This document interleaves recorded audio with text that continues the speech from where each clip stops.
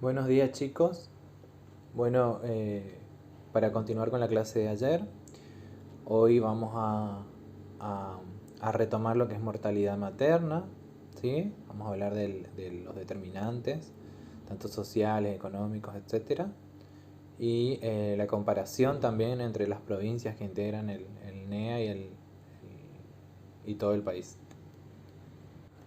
Bueno, como les dije, vamos a continuar con el eje temático número uno, proceso enfermero en la salud preconcepcional y concepcional, eh, con el tema específicamente de mortalidad materna y los determinantes sociales, económicos, políticos, culturales y sanitarios, ¿sí? Y la comparación entre las provincias que integran el NEA y el total país. Como objetivo me planteé que al finalizar esta clase ustedes puedan lograr reconocer los determinantes sociales, económicos, políticos, culturales y sanitarios, ¿sí? En relación siempre a la mortalidad materna, y conocer también las diferencias entre las provincias que integran el NEA y el total país en relación justamente a la muerte materna, ¿no? Cuando hablamos de determinantes económicos y sociales, hacemos referencia a todos aquellos factores que están ligados a recursos materiales y simbólicos. Es decir, todo aquello que pueda influir, que tenga influencia dentro de lo que es la salud, ¿sí? Fíjense que tienen efectos en el proceso de salud-enfermedad, atención y cuidado. En este sentido, se entiende que ciertas condiciones, como por ejemplo la pobreza, el acceso a los servicios básicos, el nivel educativo, las condiciones de la vivienda, el tipo de calificación laboral, entre otros, van a constituir factores que, que van a influir, pero sin duda, en la salud de las personas, ¿no? Que digamos que prescindan de ese servicio. En cuanto a los indicadores educativos, según la Dirección de Información y Estadística, La Plata 2006, dicen que son indicadores sociales centrados en la operación del sistema, sus necesidades y consecuencias inmediatas. En este sentido, por ejemplo, nos dice que saber leer y escribir o el máximo nivel educativo alcanzado va a condicionar directamente el acceso a la información para el cuidado de la salud, ¿sí? El ingreso al mercado laboral, a una cobertura formal en salud, y por otro lado las tasas de escolarización, de alfabetismo, de asistencia escolar, así como las características de los establecimientos educativos, van a ser indicadores que lograrán describir la situación de la educación en nuestro país, ¿sí? En relación al trabajo, indicadores como la población económicamente activa e inactiva, tasa de empleo, de ocupación y desocupación, sirven para obtener un panorama de lo que es la situación en nuestro país en cuanto a las condiciones de vida y la capacidad de subsistencia de la población. Está íntimamente vinculado a la pobreza. Todo esto, chicos, esta diapositiva lo que trata de explicarles son los indicadores, ¿sí? Cómo, logran la parte de estadísticas llegar a una conclusión sobre los el nivel educativo, el nivel de pobreza, ¿sí? Y cómo uno se va relacionando con otro.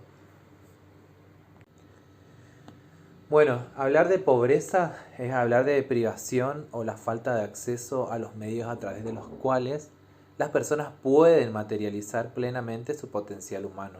Esto lo dijo la OMS en el 2003. La pobreza es un fenómeno con múltiples dimensiones. Existen dos metodologías para su medición. La primera es el método directo, que identifica las necesidades básicas insatisfechas en los hogares a partir de umbrales mínimos de acceso establecidos, la cual va a permitir delimitar los grupos que se encuentran en situaciones de pobreza estructural. ¿De qué habla el método directo? ¿Cómo lo mide? ¿Cómo mide la pobreza? La va a medir en cuanto a la vivienda, en cuanto a los convivientes, es decir, cuántas personas viven en ese hogar, si no hay hacinamiento, eh, si tienen si cuentan o no con un baño instalado, eh, las características de la vivienda, es decir, de qué material son las paredes, de qué material es el techo, de qué material es el piso, ¿sí? Tiene que ver más con eso. La segunda metodología o método indirecto implica el cálculo de una línea de pobreza, es decir, un ingreso mínimo por debajo del cual los hogares se encuentran en situación de pobreza.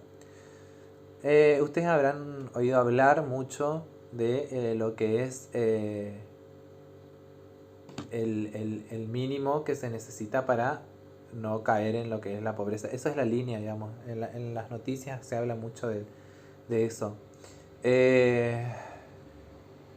Bueno, en cuanto a la condición de pobreza en una población, refiere por tanto a la incapacidad de acceder a un entorno que permita el desarrollo de una vida sana, tener acceso a una alimentación saludable, educación, trabajo, servicios de salud, actividades de esparcimiento, entre otros.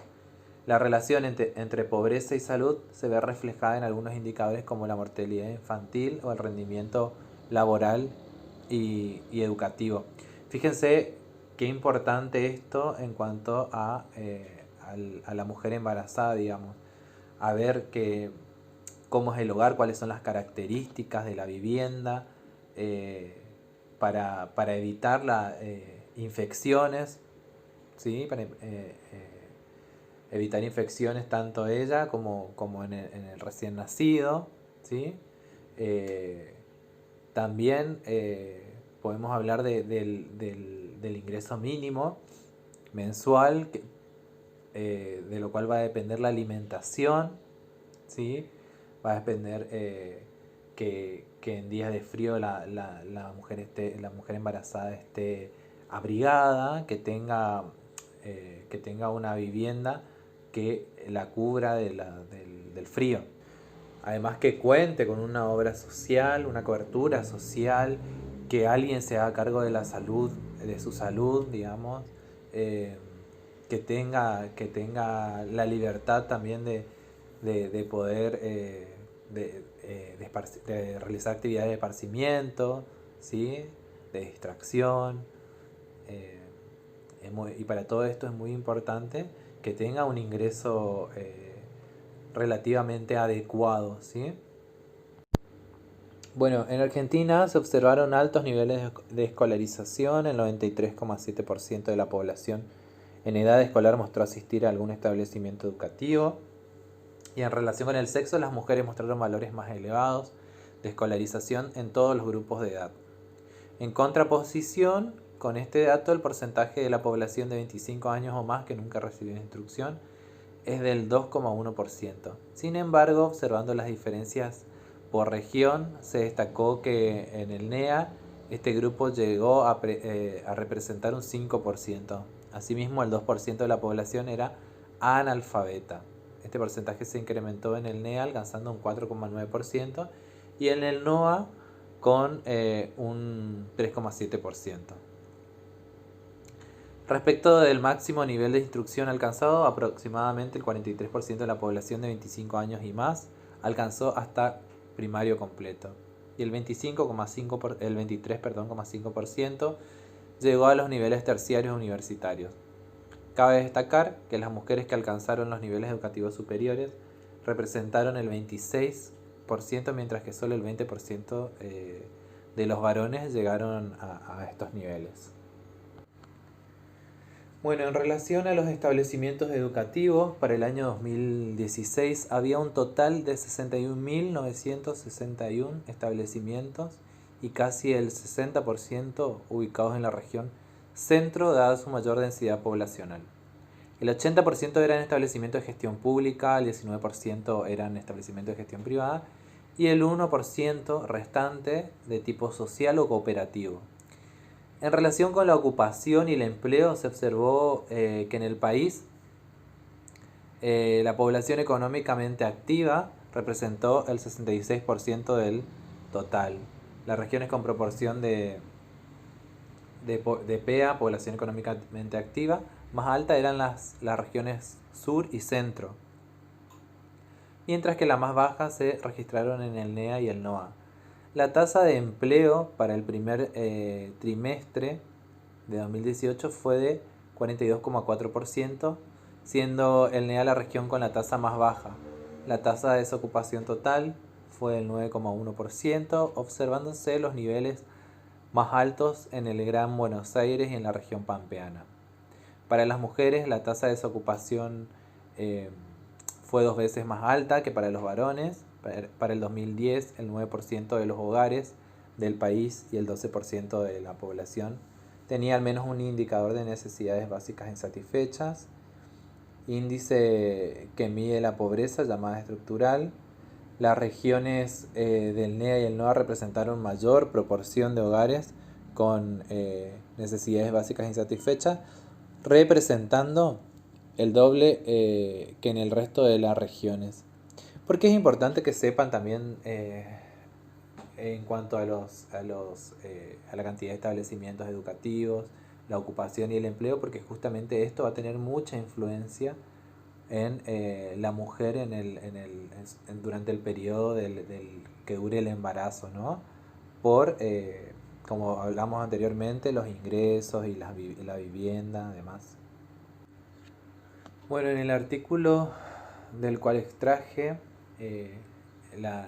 los datos, dice que analizando la pobreza por ingresos coyuntural, se observó que para el segundo semestre del 2017, el 17,9% de los hogares y el 25,7% de las personas se encontraban por debajo de la línea de la pobreza. De este 17,9%, el 3,5% de los hogares ya se encontraba además por debajo de la línea de la indigencia. En la región del NEA se observó el mayor porcentaje de hogares pobres e indigentes.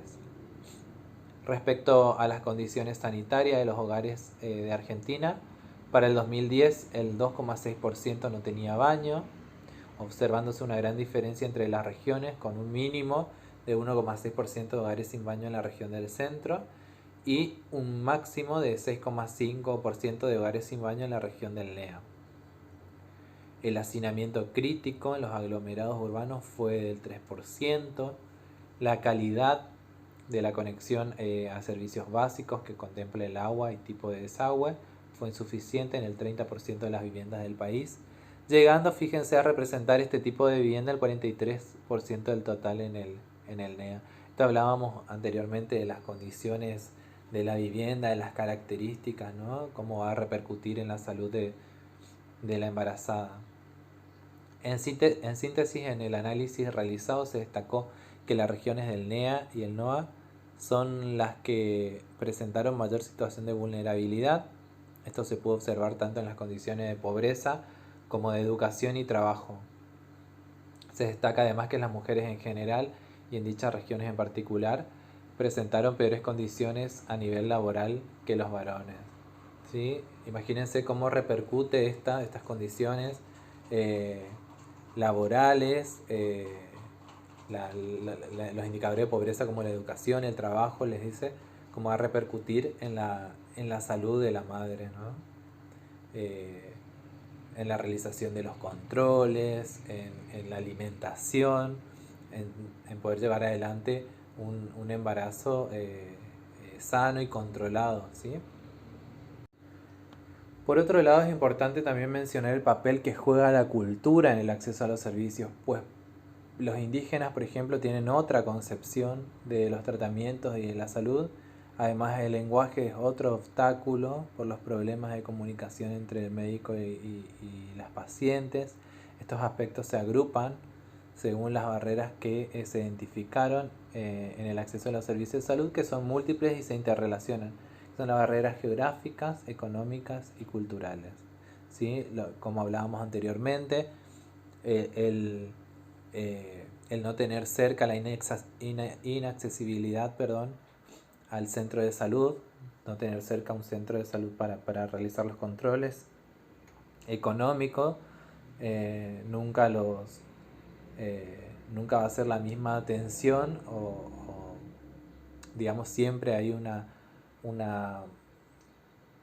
preferencia o siempre hacen excepciones con las personas que tienen dinero. No es la misma que reciben la misma atención que... No tendría que ser así, pero no es la misma atención que recibe una persona de bajos recursos que una persona que está bien parada económicamente. Culturales, como decíamos recién, también a esto le podemos agregar el maltrato que sienten las personas al recibir atención de alguien que no los comprende, que no le tiene paciencia. Eso entraría dentro de lo que son el área sanitaria, digamos.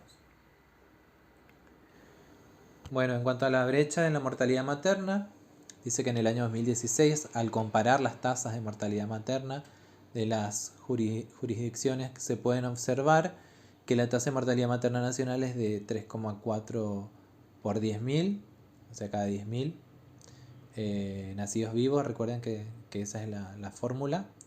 En tanto que 9 jurisdicciones tienen un valor superior a esa media nacional, que son Catamarca, Chaco, Formosa, La Rioja, Mendoza, Misiones, Salta, San Luis y Tierra del Fuego.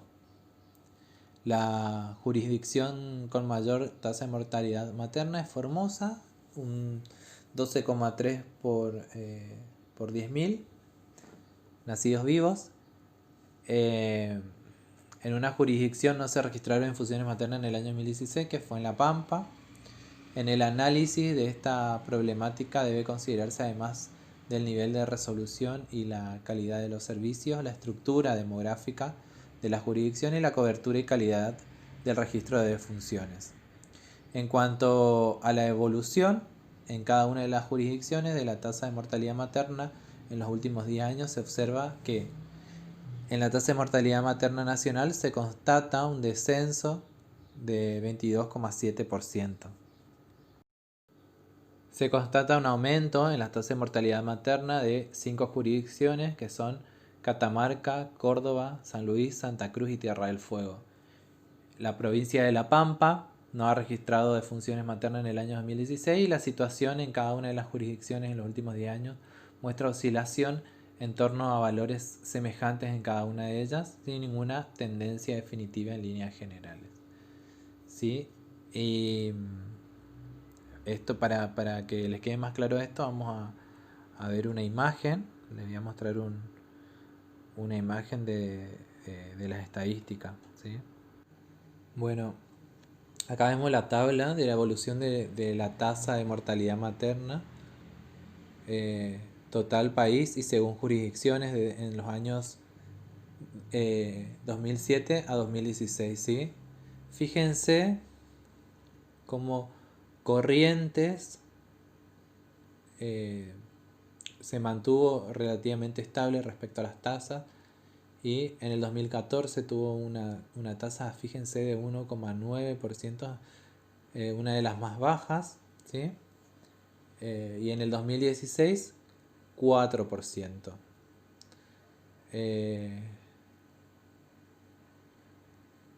El Chaco también relativamente estable fue en cuanto a la tasa de mortalidad materna, y en el 2016 se registró su menor porcentaje de mortalidad materna. Formosa, fíjense, sumamente alta. En el 2016 tuvo un 16, 2010, perdón, tuvo un 16,2%, una de las más altas, la más alta de ese año en realidad. Y en el 2016 todavía se mantiene alta, un 12,3% es la más alta del 2016. Y en cuanto a Misiones, que es otra de las provincias que conforman el NEA, también se mantuvo relativamente estable, Y de las 4 provincias que conforman el NEA es la que tiene la tasa más baja en el 2016, que es 3,9%. Bueno chicos, eso sería todo, ¿no? Acá tienen la bibliografía y como les dije anteriormente, cualquier duda, inquietud que tengan por mensajería interna del aula y por ahí no contesto a la brevedad, pero eh, en horas les estaré contestando, ¿sí? Así que estamos en contacto y buen fin de semana.